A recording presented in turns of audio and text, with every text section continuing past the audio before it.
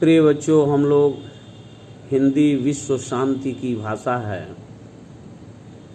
यह वार्तालाप जापान के पशु चिकित्सक जो लंबे समय तक गांधी जी के वर्धा आश्रम में रहे,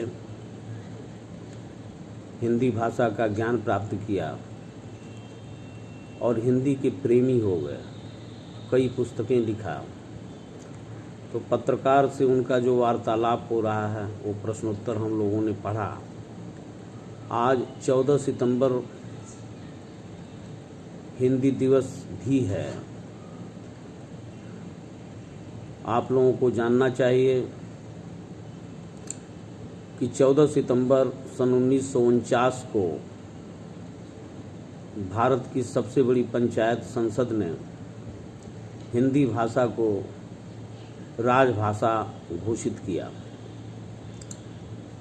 हालांकि हिंदी भाषा को वह समुचित और सम्मानित स्थान भारत में नहीं मिल पाया, किंतु निरंतर प्रयास जारी है और हिंदी में शब्द भंडार बढ़ रहे हैं। हिंदी दिवस की हार्दिक शुभकामना और बधाई। और साइजी माइकिनो के कथनानुसार हिंदी विश्व शांति की भाषा है। निसंदेह यह कथन सत्य है।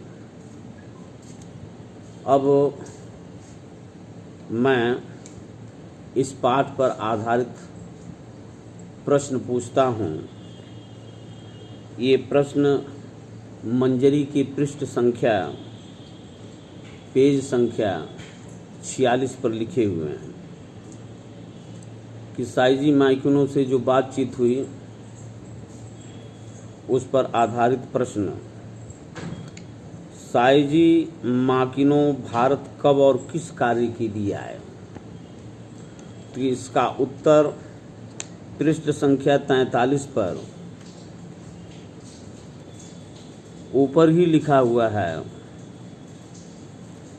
कि साइजी माकिनो गांधी जी के सेवाग्राम में हिंदुस्तानी तालीमी संघ में पशु चिकित्सक के रूप में आए थे,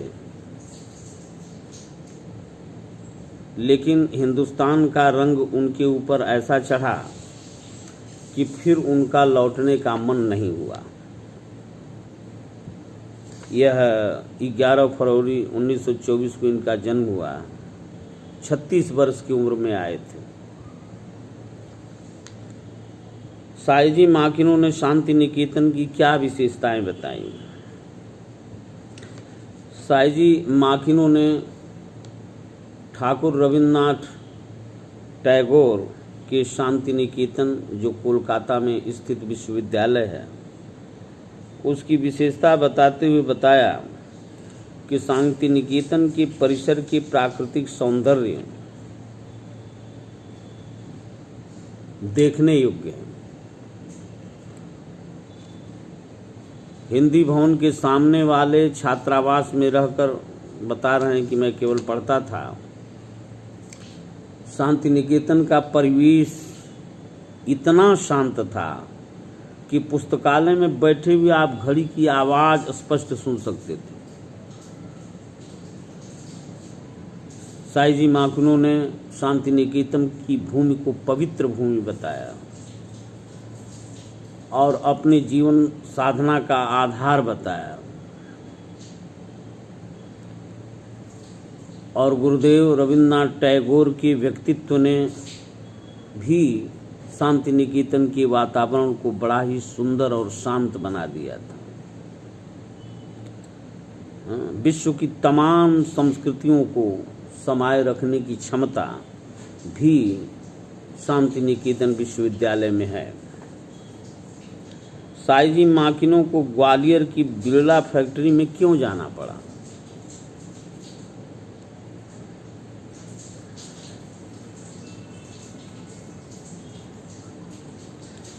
साइजी माकिनो को बिरला की फैक्ट्री में इसलिए जाना पड़ा कि वहाँ जापानी लोग भी थे जो केवल जापानी भाषा ही बोलते थे, फैक्ट्री के कर्मचारी। और हिंदुस्तान के लोग भी थे जो केवल हिंदी भाषा ही बोलना चाहते थे, बोलते थे, उन्हें जापानी समझ में नहीं आती थी। इसलिए दुभाषीय का काम करने के लिए कि जापानियों को हिंदियों को जापानी भाषा का हिंदी अनुवाद करके समझाना और जापानियों को जापानी भाषा का हिंदी में अनुवाद करके समझाना और हिंदी को जापानी भाषा में अनुवाद करके समझाना, इसी कार्य के लिए ग्वालियर की बिरला फैक्ट्री में साईजी माकिनो को जाना पड़ा। साईजी की क्या कामना है? साईजी माकिनो की कामना है कि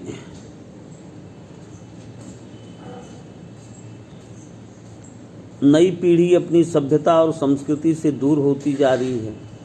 ये बड़े दुख की बात है। अपने देश को आगे बढ़ाने के लिए अपनी भाषा और संस्कृति को आगे बढ़ाना चाहिए। यही उनकी हार्दिक कामना। उनको खेद है कि जितना भारत माता का नमक खाया उतनी उसकी सेवा नहीं की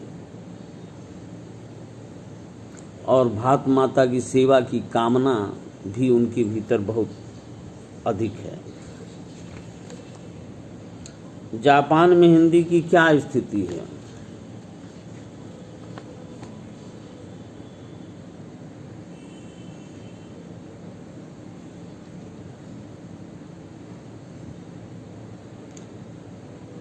जापान में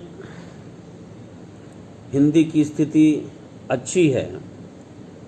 प्रोफेसर दोई ने टोक्यो विश्वविद्यालय में हिंदी विभाग की स्थापना की, अच्छा काम कर रहे हैं। प्रोफेसर तोशियो तनाका ने भीष्म साहनी के तमस का जापानी में अनुवाद किया है। प्रोफेसर कोगा ने जापानी हिंदी कोश की रचना की है। उन्होंने गांधी जी की आत्मकथा का जापानी में अनुवाद किया है। इसके लिए उन्होंने गुजराती भाषा भी सीखी। और प्रोफेसर मोजो कामी हर साल हिंदी का एक नाटक तैयार करते हैं और उसका मंचन करने के लिए भारत आते हैं। और प्रोफेसर साकाता ने भी हिंदी साहित्य पर बहुत काम किया। माने हिंदी की स्थिति जापान में अच्छी है। निरंतर हिंदी भाषा का जापान में प्रचार प्रसार हो रहा है। साईजी ने पाठकों को कौन सा संदेश देना चाहा है?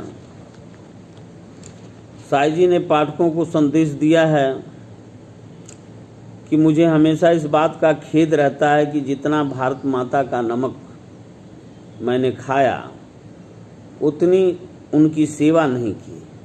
भारत बहुत बड़ा देश है, उसका दिल भी बहुत बड़ा है। दुनिया का कोई देश उसका मुकाबला नहीं कर सकता। हिंदी भाषा के क्षेत्र में कुछ जापानी लेखकों के कार्य किए हैं। स्तंभ क में कार्य और स्तंभ ख में उनके नाम लिखे गए हैं, उनका सही सही मिलान कीजिए। भीष्म साहनी पृष्ठ संख्या 46 और 47 पर देखो और उनका सही सही मिलान करो। भीष्म साहनी के तमस का जापानी में अनुवाद प्रोफेसर तोशियो तनाका ने किया है और ये चौथे नंबर पर नाम लिखा हुआ है, इसका मिलान कर लो। और जापानी हिंदी कोश व गांधी जी की आत्मकथा, जापानी हिंदी कोश की रचना प्रोफेसर कोगा ने की है और गांधी जी की आत्मकथा का जापानी में अनुवाद भी किया है प्रोफेसर कोगा। 1 2 3 4 5वें नंबर पर नाम लिखा हुआ, मिलान कर लो। और हिंदी नाटक का लेखन और मंचन ये प्रोफेसर मोजो कामी हर साल हिंदी नाटक का लेखन और मंचन करते हैं। यह चौथे नंबर पर नाम लिखा हुआ है।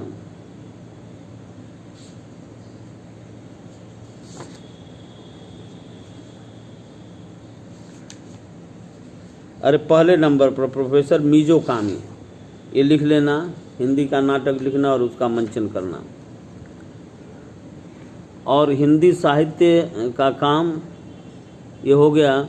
टोक्यो विश्वविद्यालय में हिंदी विभाग की स्थापना, टोक्यो में हिंदी विभाग की स्थापना टोक्यो विश्वविद्यालय में प्रोफेसर दोई ने किया। ये तीसरे नंबर पर इनका नाम लिखा हुआ है, मिलान कर लेना। और चित्रलेखा भगवती चरण वर्मा के उपन्यास का जापानी में अनुवाद स्वयं साइजी माकिनो ने किया है। अब मैं समझता हूँ कि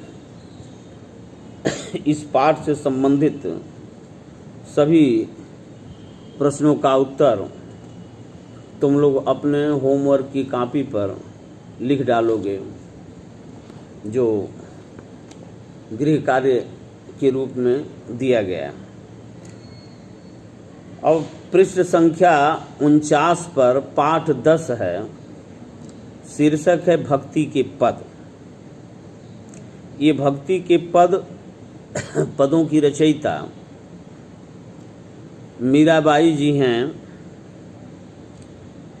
कृष्ण भक्ति शाखा की प्रमुख कवयित्री मीराबाई का जन्म 1498 ईस्वी को राजस्थान के चौकड़ी कुड़की नामक गांव में हुआ था। इनकी रचनाओं में कृष्ण भक्ति के विविध रूप मिलते हैं, अनेक विविध यानी अनेक प्रकार के रूप मिलते हैं। नरसी जी का मायरा, गीत गोविंद की टीका, राग गोविंद इनकी महत्वपूर्ण पुस्तकें हैं। कविताएं, भक्ति के पद इन्होंने लिखा। यह जो दो पद तुम्हारी पाठ्य पुस्तक में दिए गए हैं,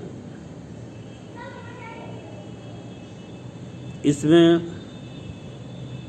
कृष्ण के प्रति अनन्य भक्ति और दर्शन की उत्कट लालसा, तीव्र लालसा अथवा इच्छा प्रकट की गई।